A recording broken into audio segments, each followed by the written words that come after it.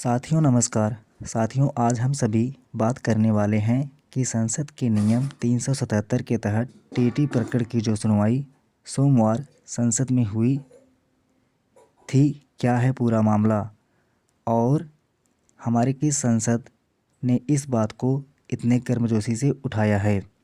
साथियों जैसा कि हम सभी जानते हैं कि 1 सितंबर 2025 के बाद हमारे जितने भी सेवारत शिक्षक हैं उन सभी को 2 साल के अंदर टीईटी पास करना अनिवार्य हो गया है।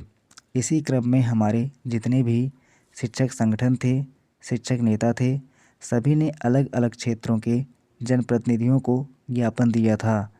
उस ज्ञापन का व्यापक असर आप सभी ने देखा होगा कि इस वर्ष जो शीतकालीन सत्र जो हमारे संसद का चल रहा है, इसमें हमारे अधिकांश सांसदों ने टीईटी से छूट देने के लिए शिक्षकों के हित में खड़े हुए नज़र आए।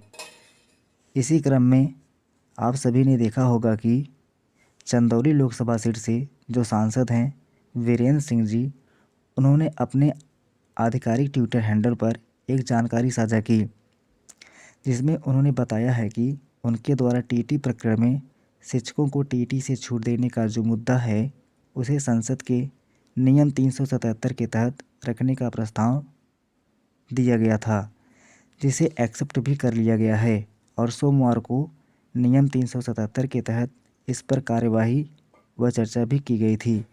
साथियों बात करते हैं संसद का नियम 377 क्या है।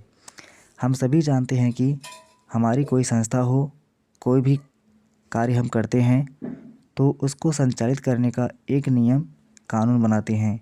इसी तरह संसद को संचालित करने का भी कुछ नियम व कुछ कानून बना हुआ है।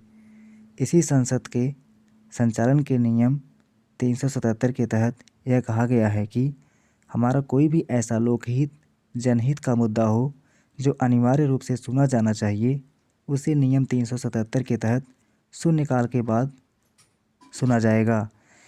इसमें लिखित या मौखिक दोनों रूप से बातें रखी जा सकती हैं। इसमें एक बात यह भी कही जाती है कि सरकार बाध्य नहीं है कि इसका जवाब ही दे, लेकिन यह जो प्रश्न होगा यह प्रश्न शून्यकाल के बाद संसद में लिखित रूप से दर्ज हो जाएगा।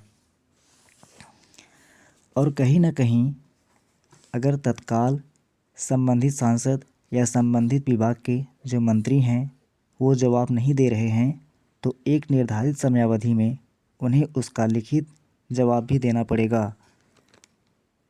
तो साथियों यह नियम 377 कहता है संसद के संचालन का। इसी के तहत चंदौली के जो माननीय सांसद जी हैं उन्होंने आदरणीय केंद्रीय शिक्षा मंत्री श्री धर्मेंद्र प्रधान जी से इस प्रश्न को पूछने का प्रस्ताव रखा है।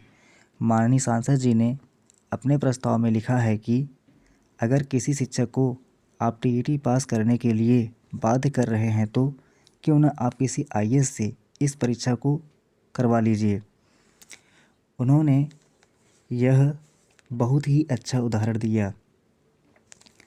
उन्होंने बहुत ही वाजिब तरीके से माननीय सांसद जी ने शिक्षकों की पीड़ा को पटल पर रखने का कार्य किया है।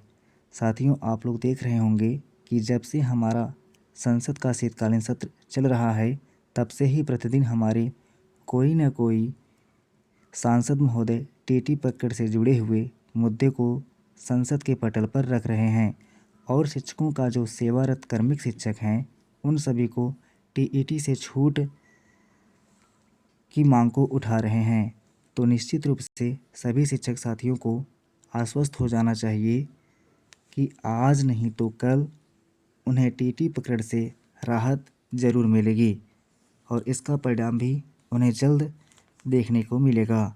तो साथियों आप लोग धैर्य बनाए रखिए, आप लोग के साथ जो भी होगा वह बहुत ही अच्छा होगा। धन्यवाद।